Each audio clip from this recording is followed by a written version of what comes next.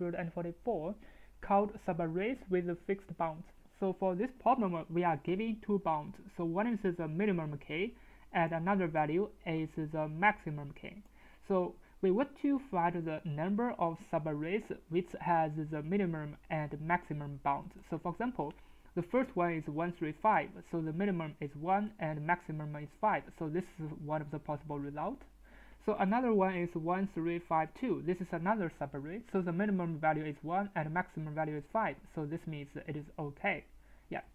Can we find any others? No, we cannot. So for example, if we were to find others, maybe we're going to include this 7, but the maximum value is 7. Of course, it is not okay. Yeah. So can we also include 5? It is not okay. Yeah. Maybe we're going to start from here. If we include this 7, definitely it is not okay. Yeah. So this means we can solve the problem according to some values which is out of the minimum to maximum. So for example, this 7, it is like a boundary. Yeah. So let me just make a drawing. So we're gonna have 1, 3, 5, 2, 7, and 5. Yeah. So according to the analysis, we know that if we have a value of 7, definitely the subarray will not include the 7 because 7 is out of the boundary of the minimum to maximum value. So currently 7 is going to be a boundary. Yeah. So let's just use some other examples maybe.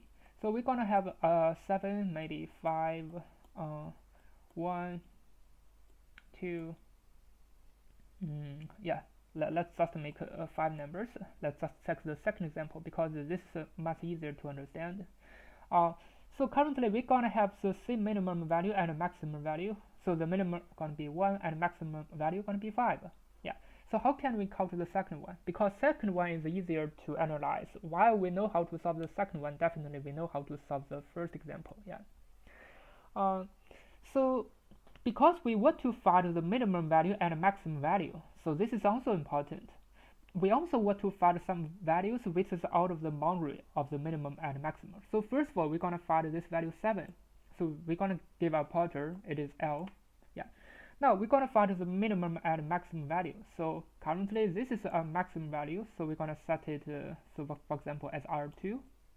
And the minimum value, it is 1. We're going to set it as R1. Yeah.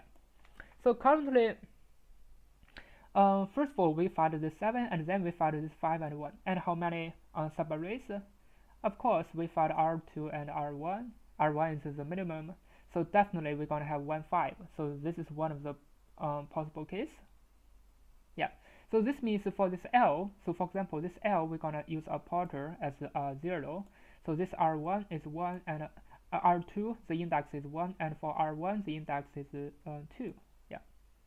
So this means if we find R1 and R2, definitely we're going to choose the minimum value. So it's going to be this R2. So it's going to be 1. And how many subarrays? It's going to be just 1 minus 0. It means we're going to have 1 subarrays. So this subarrays just means 5 to 1. Yeah, because for here, this is just a boundary. And this 1, 5 it is included. Yeah, so there's only one case. Now we're going to check this number 2. Yeah, because this number 2 is not equal to 1, not equal to 5, and it's not out of the boundary. Actually, this 2 is inside of the boundary. So if we find this 2, what are we going to do? Yeah. So we're going to still include the value. So it's going to be the minimum of R1 and R2 minus this L. L going to equal to 0. So we're going to still 1. We still need to plus 1. Yeah, because the minimum value is still index 1. And for the L pointer, it is still 0. Yeah. So if we include number 3, it's going to be the same. So we're going to plus another 1. Yeah, because the minimum value is still at index 1, and the L pointer, which goes out of the boundary, is still index 0. So 1 minus 0 is 1. So the final result is going to be 3. Yeah. So this means we're going to use 3 pointers to solve the problem. Yeah. First of all, we're going to decide which number goes out of the boundary. Yeah. And then we're going to decide the minimum value of the two pointers of R2 and R1. So for example, if we find another 5, so currently this R2 going to be updated to here. Yeah. Now what's going to be the minimum of R1 and R2? So it's going to be R1 because here we find another 5. Yeah. So this means we're going to find more subarrays. So of course this is possible. And then it goes to 5. Another one is also possible. So this means we're going to always update this R1 and R2. So the R1 and R2 going to always be updated and always choose the minimum value. Minimum index going to minus the index of L. So if we find a number goes out of the boundary, this L is also updated. So this means, yeah, definitely we're going to use the 3 pointers to solve the problem. Yeah. So we're going to prepare L pointer, R1 and R2. So L going to be the number goes out of the boundary, and R1 and R2 is let's say the minimum value and the minimum index and maximum value index. Yeah, and we're going to prepare a final result. So from the beginning, we're going to always set it to -1, or yeah, let's just set it to -1 because we're going to use some calculations for this L pointer, and the result going to be 0. Now let's just enumerate the nums. So for in enumerate the nums. So first of all, we're going to check this L pointer. So if this value is less than the minimum value, or it is more than the maximum value, so definitely we're going to update this L going to be equal to I. So this is going to be the first check. Yeah. So next we're going to check this number. If it is equal to the minimum value, yeah. So if it is equal to the minimum value, let's just set R1 going to be the minimum index. So we're going to update it to I. So if this equal to the maximum value, so R2 going to equal to this index. Yeah. So finally, result going to plus equal to the maximum value of 0 to the minimum value of R1 and R2 minus the L pointer. Why we're going to set a maximum of 0? Because if it is not possible, definitely we're going to have a value of 0. So this is why we're going to control it to a minimum value of 0. Yeah, because this one can be a negative value, so we're going to set a 0, just like a reset. Yeah. So if it is possible, this value is going to always be more than 0. So we're going to choose this value. Yeah. So this is the minimum boundary for the minimum value and maximum value, and this is the number goes out of the boundary. So from the beginning, we're going to set it to -1. So let's just use the first example to explain it. Yeah. So currently for the L, it's going to be a -1, and the 1, this is our let's say this is R2, yeah, and this is R1. So the minimum index is going to be 0. Yeah. So 0 minus L minus 1, it's going to be a 1. Yeah. Next, we're going to update it to this number 2. But the minimum value and the maximum index didn't change. So the minimum of R1 and R2 is still 0. So 0 minus a -1, it is still 1. So the result is going to plus another 1. So it's going to be 2. Yeah. Now let me just give a final return and just run it to check if it works. It didn't work.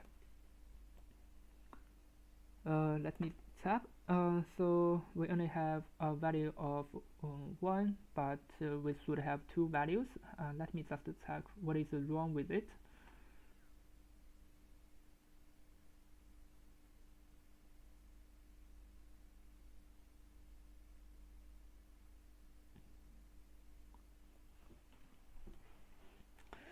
Yeah, let me just print out the index I and the result to check what is wrong with it.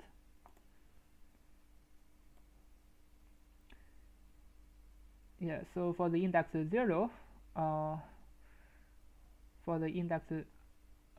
my result is 1. While I'm checking this number, my result is 1. Definitely, it is not possible, right? Yeah, because while I'm checking this number, what's going to be is L. So this 1 going to be, yeah, so this n going to be equal to the minimum value. So the R1 going to equal to 0.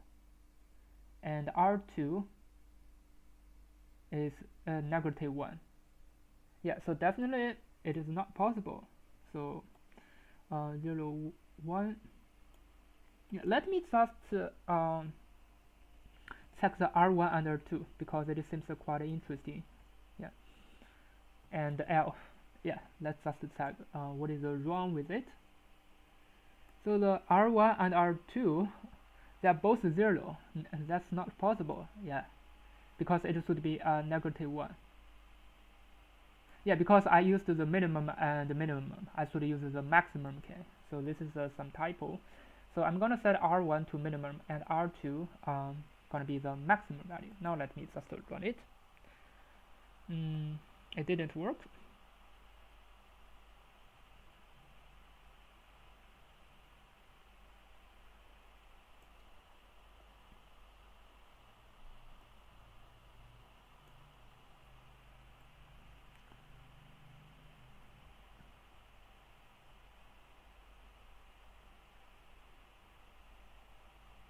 Yeah, so the result is always 0.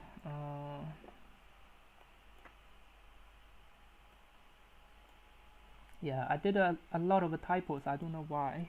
Maybe I needed to type it instead of just use what is given for the variables. Otherwise, I'm gonna make a lot of mistakes. So while n is less than the minimum and more than, or this value n is more than the maximum, definitely we're gonna update it. Yeah. Now let me just run it. Now as you can see, it works. So maybe the next time I need to untype instead of use the auto produced code. Yeah, now let me just submit it to check if it works. Yeah, now as you can see, it works and it's pretty fast, and the time complexity is O(n) and the space complexity is O1 because we didn't use any actual space, because we only used 3 pointers to solve the problem. Thanks for watching, see you next time.